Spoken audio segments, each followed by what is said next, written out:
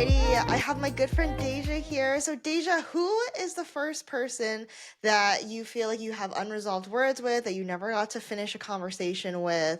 Set the scene for us. Like, who is this first participant for Okay, you? so this first person was my clinical instructor for my last clinical of PT school.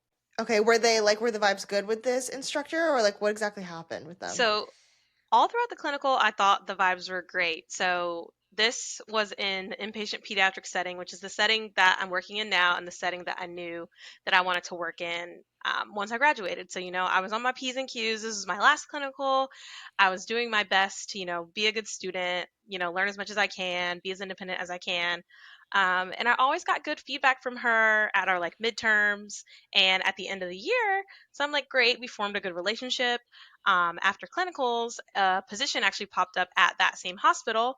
So I was like, okay, cool. Like, this is the hospital, I had a clinical at. It's affiliated with my school. Like, this should be like a no brainer. Like, I'm going to You apply like for thought it. you had it in the bag? So, like, they had a section where you could have like a letter of recommendation. And I don't really know how much jobs take into account these letters, but I was like, well, if they have a spot for you to put them, like, might as well. And I thought, who else to ask better than my clinical instructor? She saw me in that setting in the same place that I was about to work in. So I thought that she would be, a great person to write me that. So I sent her Mm-hmm. like an email, and basically she was like, she didn't feel comfortable speaking on my skills as a clinician since she only saw me for one clinical rotation.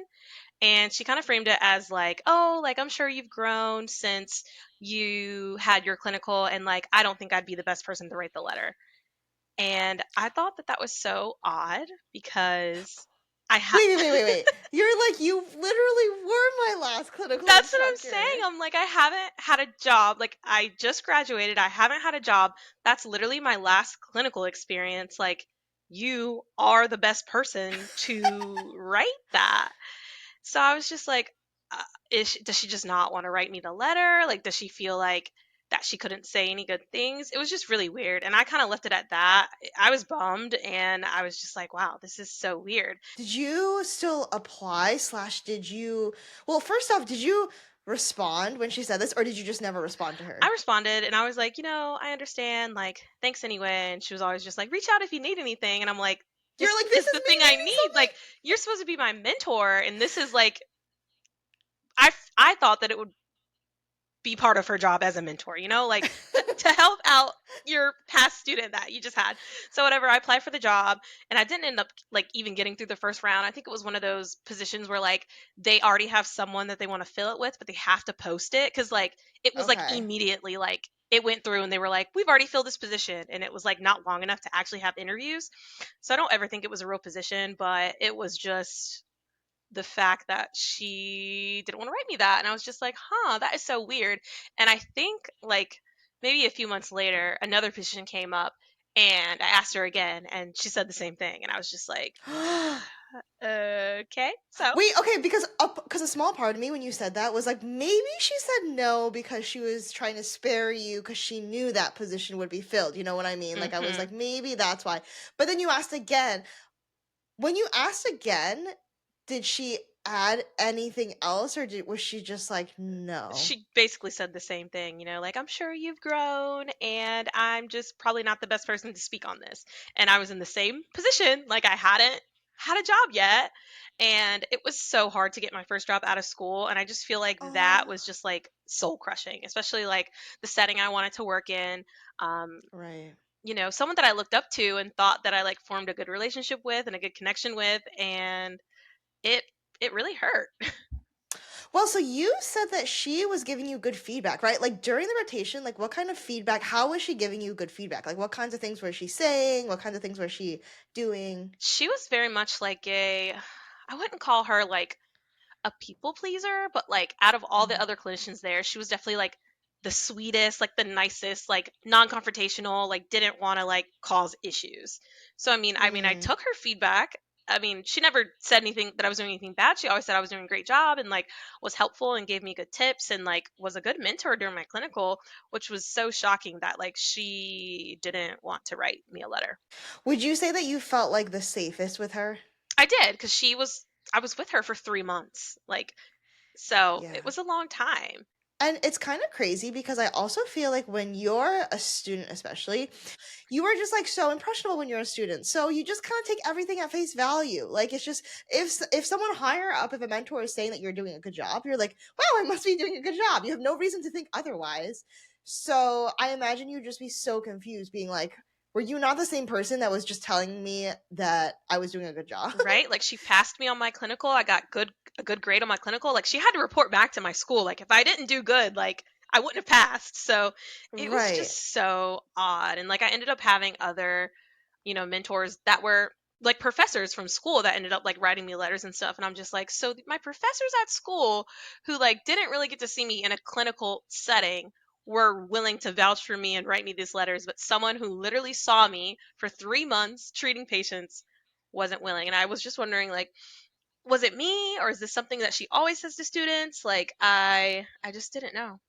What did you do to sort of like comfort yourself in that situation? Or were you just like, okay, let's just move on, like let's just forget that this happened? At first, I was a little upset about it, but I tried to just feel like I didn't try to read too much into it. I tried to take it at Mm, like face value, what she said. Like maybe she just feels like she doesn't want to write it and she's not the best person. So I just kind of left it at that.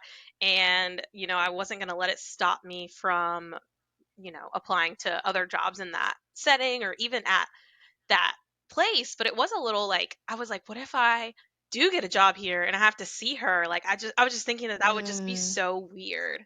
In hindsight, do you think you would rather have had her say no than like potentially have written you like a bad letter? Like imagine she actually like wrote you a bad letter of recommendation. I've heard of that happening too from like professors and stuff. Yeah, I guess I'd rather the situation that happened, but I just couldn't imagine like her. And I'm not even trying to be like I was the best student ever, but it's like No, yeah. if there was an issue, I hoped that she would have expressed that before I graduated and went off into the workforce, you know? This is a great example of. I was talking with another one of my guests about this, is about how there's a phrase. Okay, I forget if it's nice or kind, but one of them is better. I think it's better to be kind than to be nice Hmm. because to be nice means just to like either people please or to be nice at face value. But the kind thing to do would be like, hey Deja, like I really think that like I want you to be the best. And so in order for you to be the best, there's room for improvement in these areas. Like I would Hmm. really recommend that you work on this, being upfront with you rather than just letting you, let's say, well, rather than just not helping you grow, I guess you could say. Yeah, for sure. Did you, so if you could go back in time, what do you think you would say to her in this email or in person? I think I would have pressed it more. I think I would have been like, Mm. hey, so, you were the last person to see me in a clinical setting, and I haven't had any other clinical experience. I don't know who else would be a better person to speak on my clinical skills than you. Like she kind of framed it as like, I've only seen you as a student, not as a, practicing clinician, but Mm. I Well, haven't duh. had any experience to be a practicing clinician, and like, this is my shot. So I think I would have kind of pushed it a little bit more just to get more feedback from her. Mm. I did end up reaching out maybe later in the year to ask Oh, about you did? like resources or something that she had like shared with me when I was a student and I like forgot it or like didn't save it, or I was like, "Hey, do you still have access to this? Can you send it to me?" And she was super nice and like sent it to me and was like, "How are things going? Yada yada yada. Wish you the best." But it was odd. That must have hurt also, like not like the first time I could imagine it hurting.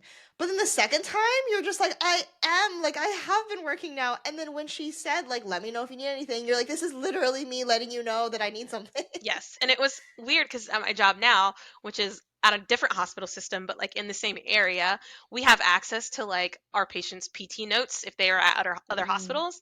And I saw her name in the chart like maybe a few months ago, and I was like, oh, that name looks familiar. Like just like her note for like a patient, but I was just like, okay, so she's still like working there and She's still she's around. still She's still around. working.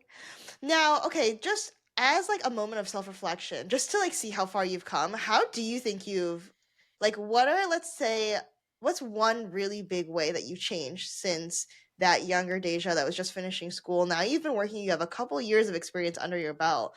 Like what would you say are some of the top things that have changed about you since back then? I am less I put less stock into other people's like opinions of me or like Mm, how they can like help me. Like when she didn't want to help me with the letter, I kind of for a little bit I let that kind of like shut me down. Like, oh, maybe this isn't mm, like what I should be doing if she doesn't want to write me a letter. But I feel like now I use that more as like, oh, I'm gonna prove you wrong. Like mm. this lights like more of a fire under my butt to like actually do this because I know I can.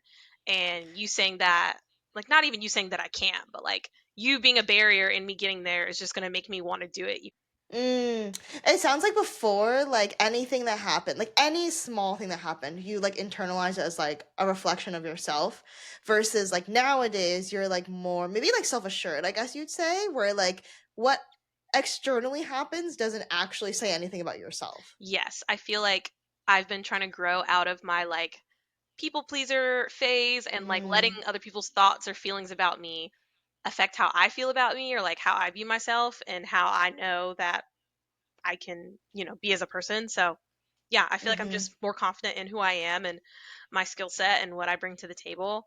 Um, and when I graduated 4 years ago, I definitely didn't have that. What do you think contributed to that? Like, do you think it was just like a mix of seeing enough successful cases that you've done yourself, or were there like defining things that like really just bumped up that confidence? Now, my job now, I have had good mentorship and good, feedback and constructive criticism. So I think that's helped too. Now that I've been at this new job for a little over a year. I feel like that's a really good point because a lot of times when we're starting out, I think we assume that we know what good mentorship and good leadership looks like, but the more you work, the more you're actually like, oh, this is like helpful to be led this way. Like for you, what do you think you learned like is good mentorship and like good leadership from your bosses, people that you work with? Like what actually helps you be better?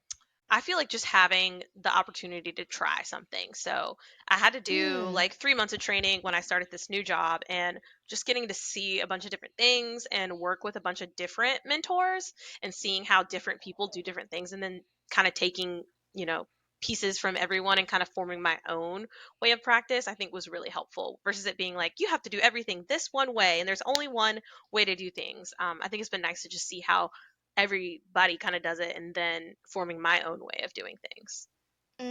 so you have like that kind of like freedom to try things out yourself and like form your own opinions. Hmm. What do you think is like kind of walk me through like your ideal day working out? Because the last time I had you on the pod, I'm pretty sure you were working like a different job. So like what's like your dream day now? Like let's walk through like a dream tomorrow's Tuesday. What's a dream Tuesday for you? Okay, Dream Tuesday, I get to work. I start my shift at like 8. I get to work at like 7:45, 7:50. So my goal, like we have productivity that we have to meet. I'm there from 8 to 4:30 and I get a 30-minute lunch break. So my goal is to see 6 patients total. So it's a good day if I can see 4 patients before lunch. If I could see 5, then like it's great because after lunch, I don't want to do much. So it's nice if after lunch I can just document and then only have to see like 1 or 2 patients. Oh my God, that is so beautiful. I too feel like that is the perfect day. Like four patients in the morning. In dentistry, it's a little different because like it has to be certain times of the day. Hmm. Versus for you, if I'm understanding your role correctly as like a pediatric PT in your setting, you're kind of like bopping into the room when it's like when it works for the patient. And like if we see that like certain patients like, oh, they're gonna go for an MRI at this time, okay, we might try to squeeze them in. Or if it's like a baby who's on like a feeding schedule, we might say like, okay, we're gonna see them at this specific time. But most of the time you have a lot of flexibility. So it's just whenever there's a free moment, you get in there. So I like to try to see as many in the morning as I can and then after lunch just kind of cruise and not have to try to make it all up in the afternoon because that's never fun. Oh, yeah. That's beautiful though, because so you kind of have like your autonomy. Like you determine whether or not you hit that goal in the morning, kind of. Yeah, yeah. I mean, sometimes if like kids are sleeping or they're busy or Mm, whatever, but that I feel like that I only don't meet that goal like maybe once a week where it's like the morning I have we call them like contact notes where we like tried to see someone and like couldn't. Um, mm-hmm. but most of the time my plan works out, which is nice. Oh, that's beautiful. So then you do this until then you have lunch and then you do your documentation and whatnot. You leave at 4:30. Then what happens after work? So I drive home and then I come Her home. new home that My she new actually home, owns, by the way. yes. And then I let my dog Duke out and then by the time I do that, my husband's coming home. We figure out what we're gonna do for dinner, and then we kind of just chill out. Lately, we've been watching Love Island, so that's been like our Oh, part-time yes. job, trying to catch up. We're finally caught up. So I don't know how people with full-time jobs watch Love Island. Like, I'm so impressed and I want to get into it, but I'm already like 30 something episodes see, behind, that so was it's too me. late I for me. was 20 something episodes behind, but we Really? we like watched like 3 a day for like a week and have just been trying to catch up, and we finally caught up today. So we finally get to watch it on TV for the first time, but there's only 1 week left, so it's fine. Oh my gosh, but what an experience. You get to experience it live with everyone. I And I know. must say, did you at all feel like, so Deja and I are similar. We both had like May and June 2025 weddings. Did you not feel like after your wedding, you're like, I have my life back now? I know. I was like, I don't have to come home and wedding like plan. Like that's not what Mm-hmm. all my time is being taken up for. So I'm like, what do I do with all this freedom? But then we moved. So like after the wedding, we were moving. So like I kind of didn't have a break. Like I was like, okay, now I have to shift my Mm. brain to like packing and getting ready for the house. And like now that we're in the house, now it's like unpacking and getting new furniture and like organizing. So I still have a lot of things to do, but I feel like I do still also have more freedom. Who is the second person that you have like an unfinished conversation with that you never got to say something to? So it's two people, but like together. So these were ex friends that I had. I guess this was last year. Um, Wow, so it's like fresh. yeah, yeah, it is pretty fresh. Yeah, it was last year. So maybe 3 years ago, 3 years ago, um, it was right after I graduated from PT school. I got on Bumble BFF and I met this one girl who is one of my best friends now. She's a bridesmaid at my wedding. Love her. I met her, Oh. and then Hmm. through her, I met like a larger group of girls that we would just all kind of hang out with, like have little dinner dates, like go out with. Like it was probably a group of like 10 girls. Um, Wait, I kind of remember you telling me about this when we very first recorded together. I remember you telling me about like making adult friends, Bumble BFF. Do you remember that episode? I do remember that episode. That's so crazy. So it was a bigger friend group, and then that friend group kind of got split up like a year after, kind of foreshadowing. So the two girls that I am speaking about, they kind of led to the friend group splitting up first. So it was like 10 girls, and then that kind of dissipated, and then there were just four of us. So it was me, my friend that I met on Bumble BFF, and then these other two girls. And we should Hmm. have known that like when the friend group got split up the first time, like how it happened and how these girls were kind of the catalyst. And we just got saved and they decided that they wanted to still be friends with us. We should have saw that as a red flag that like, oh, okay, this is how they kind of handle like issues and like handle Mm. things. But we were like, okay, like maybe it was these other girls, like it's not our friends because we're still friends with These other us. six girls? Yeah, yeah, not the two people. No, I totally get what you mean though, because you're always also like trying to give people the benefit of the doubt, I feel Hmm. like. And like the friend group splitting up, like me and the one girl, it was never really our issue. It was like the other girl's Uh-huh. issues. But like Hmm. we were like collateral damage in it, and we decided to stay with the other two girls. So like Got it. fast forward a year, we're all friends. They were like gonna be bridesmaids in my wedding. Like this is how good of friends that I thought we were. Yeah. And then maybe a few months before the wedding, I was just feeling kind of left out, and it felt like they were much closer to my other friend than they were to me, which is fine. Like everyone has their own like relationships, but it just felt like there wasn't much effort. And Mm. one of the girls was really like, she was kind of like the queen bee girl. Like she wants everyone to like bow down to her, like be with her all the time, like do everything with There's her. always one. Yeah, and like if you had other friends, like she was upset about it. Like if you weren't hanging out with her, Mm. she was upset about it. And like I'm the type of person where like I want to hang out, but like I also want to go home. So like I'm going to hang out with you and then I'm going to go home. Like I'm not going to sleep at your house. Like I'm going to go home to my own house. Like We're grown women. Also, Deja, yeah. this makes me so sad that we don't live closer together because we would have so much fun if I we were in the know. same I city. know. I know. I was thinking of that the other day. But Oh, like yeah. yeah, and it's like, at the time like well, my husband was my fiance. Like I'm not going to spend all of my time with you when I have other relationships to nurture too. So like she would get mad that like I wasn't spending all of my time with her.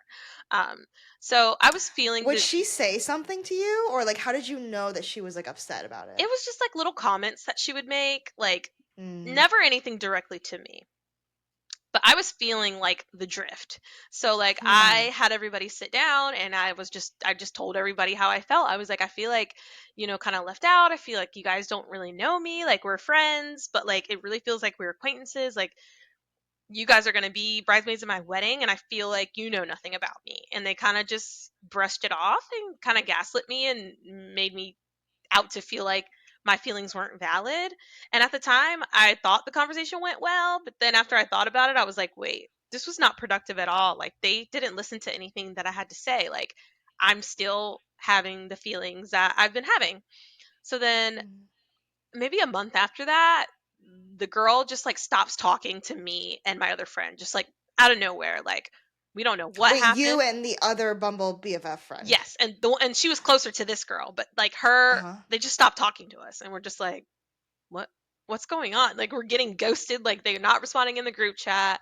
Like we had a pre-planned hangout for St. Patrick's Day that was already planned like months in advance, and like we go to their house and they are like acting like it's pulling teeth to talk to us. Like we're like, what What? is going on? Like we didn't do anything. Like we just didn't understand what was going on. Mm. So there was another pre-planned hangout where we were going to a concert and like we had already paid for the hotel. Like it was in another city. So me and my Bumble BFF friend were like, Wow. okay, we're just gonna go.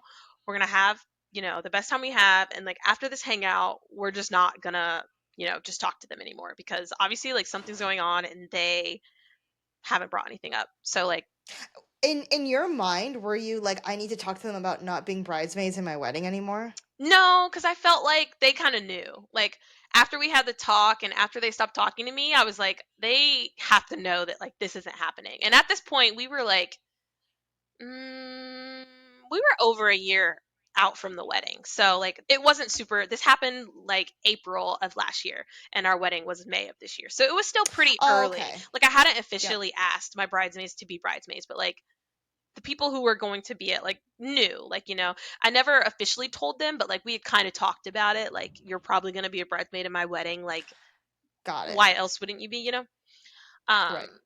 so things kind of blew up at the concert, like just little nitpicky comments that like the one girl would make, but nothing like too confrontational. It was just like they would just keep making these like slick comments. My one friend just kind of got fed up and she was like, I can't deal with this anymore. Like, I don't know what's going on, but like, you guys are being really mean and like, I don't want to be a part of this. And then the like queen bee mean girl ends up like just leaving our group chat and like not talking to us anymore. So we were just like, okay, like we never really had Like ever closure. again? Yeah, no, never really had closure about anything. But come to find out, they ended up reaching out to my other friend to kind of like talk about things, but like never reached out to me or like apologized to me or like talked about anything with me. And I was just like, huh. So you can talk to her about like what happened, but like not me. And it just kind of made me feel like my feelings were valid when I said that like they didn't really like I felt left out, like they didn't really care about me. They didn't I Hmm. wasn't like as much of a friend in the friend group as my other friend. Right. You're like, you cared to patch things up with her, or at least like close the chapter with her, Yeah, but like you never even bothered to give us any closure in my relationship. exactly. That's so hard. Like one of the I saw this on social media. I think one of the hardest things as a woman, like in like friendships, is when the friendship is not reciprocated. Like I think it was like a psychologist talking about how like men don't really have a hierarchy in their mind. They're like, I'm your friend, you're my friend, that's really all that matters. Women have a very specific hierarchy of what friend is at what level. And we get very upset not only if like we're like we get very upset if we're not at exactly the same level. If my number 5 is not if my number I guess it's more like if my number 1 is not their number 1 Yeah. and vice versa. Like I'm your best friend, but you're not my best friend. Right, like that really hurts. And I think there's like a psychological, like societal reason like why, of course, probably for survival. But I can so empathize with that feeling of being like I feel like you don't know me. You know what I And mean? it's like you're also like not making an effort to. And Right. and like towards the end of the friendship, I kind of came to terms with it. Like I feel like in the past I would have been like trying to beg them to be my friend, but Mm, I was to the hmm point where I was just like, okay, if they're not wanting to put in this effort and I'm putting in this effort, like I got everyone together and told you how I felt and that still wasn't enough to make you like change your actions, then like I'm done hmm and like I can Which, release it. by the way, can I just say, like, I am so impressed that you sat everyone down to have that conversation because that's like such a mature thing for you to do. To that, like maybe Deja and like definitely Connie, like years ago, like wouldn't be able to do is like have a real conversation and actually talk about like bring up the uncomfortable elephant in the room. It was hard and like I'm pretty sure I cried the whole time that it was happening, but Really? like I felt good that I at least like even though we didn't have the closure that I wanted, I said how I was feeling and they didn't make a change, so it was like there was Mm, nothing else I could do. Like I showed that I still had interest in the friendship and it wasn't reciprocated, so it was just like at that point I don't really care to beg for them to be my friend. And like when it right. all kind of like fizzled out, my other friend definitely took it harder than I did, and I think it was because like she was closer to them and I had already like kind of killed off the friendship in my head a long time ago. It's kind of like when you're staying in a Mm-hmm. relationship but you already kind of like broke up in your mind. That's Mm, kind of how it was. So it was like it wasn't sad for me at that moment because I had already like mourned it, while mm, she was still mourning it in that moment. And then they were reaching out to her, which was like playing on her feelings. And I was like, don't let them like change your mind about, this decision you made to not be their friend anymore. And I kind of felt like I had to be like, not the bad guy, but like the big sister to be like, hey, don't let them like try to manipulate you because the one girl she's probably a narcissist. So this mm. was like her like forte. Trying to get her power back, you Mhm, know? mhm, And it's just kind of like I feel like friendships should be easy and they should be fun, but sometimes we just get so sucked into these things that we're like, no, technically we're friends, so like we have to make this work. mhm, And it's just kind of freeing to be like, actually, like you don't have to be friends with anyone. But I can just so understand that feeling of being like, well, maybe if I told them how I felt, then they would realize, and then they would like. That's why that actually breaks my heart to hear a little, because you probably were very hopeful, like, oh, they'll when I sit them down and explain how I'm feeling, then they'll like really apologize and really see me for me and really like work on our relationship. mhm. They just threw it back on me and tried to say that everything was like my fault. And I get like friendship's a two-way street. So like yeah, maybe I've done some things, but also like maybe you have too. And I'm coming to you right now like to show that I still want to be your friend and you still couldn't care less. So That is such a skill that I think so many adults lack, is the ability to be like, I did what I did, but I understand why you feel that way. Like I understand that you're hurt and I'm sorry that you're hurt. mhm. Like I think so many people just don't know how to say Yeah, that. yeah. And they didn't know how to say that. Was there like a specific catalyst that like made you sit them down? Like did you like just hear something or watch something about friendships, or you were just like what was it that occurred to you where you're like something has to change? Because you could have honestly gone like that forever. Like there are some people listening to this that are still in toxic friendships like that haven't done anything about it yet. I think knowing like the other friendships I had in my life and I was just like they're not like this. And I Hmm. was just like, it doesn't have to be like this. Like, I don't have to, like, every time I would leave us hanging out, I would be second guessing what I said, or I felt like I could never truly be myself. Like, I feel like I was always trying to be who she wanted me to be, or who, like, Just trying to fit in. yeah, like who, a kind of person that they would like. Like, I felt like I wasn't being myself. So I was just like, if I can't even be myself, then like, what's the point? Yeah, yeah, definitely. So you're still good with the Bumble BFF friend, right? Like she Yes. was a bridesmaid in your wedding. Yeah, we were always like we came into being friends, came into the group being friends. So I think the issue was like we joined this greater friendship of girls. Like we didn't choose to be friends. We just kind of got put together and we're like, okay, Mm-hmm. well, we're already here, so we might as well like be friends, you know? It's like we didn't really have much in common. Yeah, I think that's like such a tricky thing about like post school adult friendships, because I feel like in school you had like the pick of your litter. Like you like I don't know if I used that phrase correctly, but you had like so many people near you with like common interests in the same path that like it was so easy to form an organic friendship. You're surviving the trenches together. Versus as an adult, sometimes I feel like friendships, or at least friendships that I've like witnessed too, are more just like, oh, this person lives close to me and they're kind of my age, so I can tolerate like talking to them about random stuff. But you don't actually have like that kind of spark that Yes, you it have was with just other like we didn't friends. have really anything in common. It was just closeness. Like I've met other friends since then, like through my cycle studio, and like that is like a common thing we had. So it's like because we already like Yeah. this thing, then we can also be friends. But like we had a common tie, which is just like you knew this girl that I knew, and now we're hanging out. Right, right. And it's like so weird because you're like, okay, we both need this friendship to work, but like it's like, are you actually having fun? Yeah, yeah. Do you think like now that you've gone through this experience though, you're better able to kind of like just suss out like what a genuine like if you had met them off the bat now, let's say like we started over and knowing what you know, would you be able to like suss this out right away and just like not tolerate it? Oh, for sure. Because I feel like I had already checked out and I had known that it was bad, like towards the end. So Mm. I feel like definitely now, like having gone through that experience, I'd be like, oh yeah, this is like the type of person that I want to be friends with.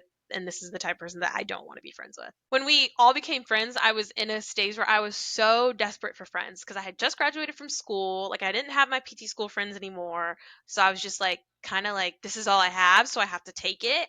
And then like over time, like I realized that like I'd rather have no friends than have bad friends. That's such a good point. I almost, when you're describing it, I almost think of it like this. Like when you go shopping, have you ever bought something on sale that you wouldn't like otherwise, but you only bought it because it was on sale? Yep, yep, yep. This feels like the same thing. It's like, don't just get the friendship just because it's on sale, just because it's convenient. Like, if you wouldn't have worn it otherwise, you're not going to like it and it's just going to sit in your closet and you're going to have to like force yourself to try to make it work. Versus if you have something that you really like and you save up for it or whatever. I guess this analogy is where it starts to not work anymore. But like, I get it. I get get the it. thing that you actually like. Yes, yes. Don't try to like make it fit. Like it should just fit naturally. Yes. Yes, it should be your size. Like you don't have to get it tailored. Yes, yes. I love the clothing analogy. Would you recommend Bumble BFF to anyone? I would. I went only met two girls off of there, and then the one girl that is now my bridesmaids was the only one that like That's a worked out. success It is a story. success story. It's crazy. I mean, we're going on 3, 4 years now, so it's wild. That's basically the equivalent of someone like going on Bumble and like meeting their I husband, which is crazy. know. Like that's like the point of it. So, okay, what are your like Bumble BFF best practices for like setting up an account or interacting? I literally met her and then deleted the app. So I, No yeah, way. I feel like I don't even remember what I put because I had never used like a dating app of any sort. So it was all new to me. But Really? I don't even know. I just put like a few pictures of myself and like some things I like. Like, I don't know how it worked out. I got so lucky to find this gem of a friend, but I wish I had better tips. But like, I literally have not used the app since. Were you nervous at all going into it, or did you feel like you guys talked enough before you met up where you were like, I know this is gonna be a good thing? I I think we talked enough because like we talked in the app and then we switched to texting and we actually hung out like the weekend that she was just moving in here. So yeah, I feel like we just talked enough and like getting her like how she texts, like I know if I like someone based on like how they text. And I was like, Me oh yeah, the way too. she texts, like I'm like, we're gonna be friends. No, 100%. Wait, Deja, I actually feel that about you. Like, Yes, I like same. the way that you text. Oh my god, man, I love that. And then, so you met up and you hung out with her, and you just like instantly knew. Did you know then that she would be a bridesmaid, or did you think that that was possible? I don't even know because like we weren't even like engaged or like I mean we knew that we were going to get engaged in the Oh, okay. future, Uh but I huh. mean that wasn't even on my radar. But I mean I like slept on her couch the first night we hung out, so I kind of knew like That is so cute. Wait, what'd you guys do? Just out of curiosity. we went out to dinner, and then the place we got dinner at was on like the main street that has like all like the bars and the clubs. So then we ended up just going to like a bar and we like danced a little bit, and like I kind of showed her around the area a little bit, and then we went Uh back huh. to her apartment. And I think I had somewhere to go early that morning, and it was like on her side of town. So I was like, I'll just stay here. Like she was like, you can stay on the couch, like it's totally fine. So I like slept on her couch and then left the next morning, and we've been friends ever since. Wait, that is like so cute. Okay? I feel like a part of me would be like, there's a small chance she's a serial killer. Oh, we both bonded over that. When I got to her apartment, I was like, "So you're gonna kill me?" And we both bonded over how we love like true crime and like all those podcasts. And we're like, "Okay, great. If you thought I was gonna kill you and you thought I was gonna kill you, then we're good. Like Right, it's right. okay." And we both still did this. Yes. We both really need the friendship so badly, we risked the 1% serial killer. Yes. And it worked out that we weren't serial killers. Oh my gosh, but I love that. That's so cute. Well, thank you so much for being so vulnerable and for sharing these two stories with me. I feel like there's a lot of really good nuggets that the listeners can take from this. Um, if you could just let everyone know where they can find you and where they can reach out to you, all the good stuff. Yeah, thanks for having me. It was kind of freeing to talk about these like situations that I haven't really thought about in a long time. Like I really had to think like this is such a good like when you texted me about the series that you were doing on the podcast, I was like, wow, this is so it's going to help a lot of people just how insightful like Oh, it was and like listening I've listened to a couple of the other episodes and I'm just like, wow, I didn't think that I could get this much value from someone's story about things they never said so it was great. um oh my gosh, wait, Deja, that means so much to me. I'm so glad to hear that feedback. Thank you so much for sharing You're that. welcome. On my morning commute, just a quick pinch is number one on my list of things to listen to. Oh, I love that. Thank you. But you can find me on Instagram or TikTok at it's Dashaé Harris. And then my email is hello at thecurlyclinician.com. I recently changed my social handles after getting married, a little reboot. So yeah. Yay! Thank you so much. And thank you so much for everyone for listening. If you like what you heard, please leave a rating and review on Apple Podcasts. And we'll see you guys next time. Bye. Bye. Thanks for having me.